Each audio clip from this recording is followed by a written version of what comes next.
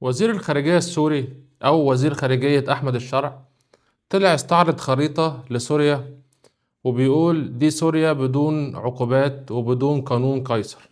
اتضح إن الخريطة بدون هضبة الجولان. فلما سألوه فين هضبة الجولان في الخريطة سيادتك، قال والله احنا ناس واقعيين، إسرائيل خدت الجولان.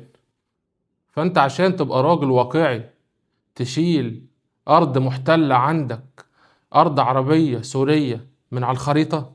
في فرق تبقى أرض محتلة من إن أنت تشيلها خالص من على الخريطة.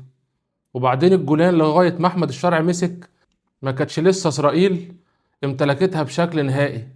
ده هو بعد مجيئه تم ضم هضبة الجولان عن طريق الكنيست الإسرائيلي ومباركة ترامب.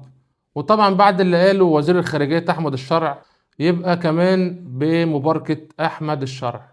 لو دي الواقعية من وجهة نظرك يبقى كان لازم تشيل السويداء عشان الدروز واخدينها، وكان لازم تشيل القنيطرة عشان إسرائيل واخدها برضو، وجبل الشيخ، وكان لازم تشوف قوات قصد هي مسيطرة على ايه عشان تشيلها هي كمان.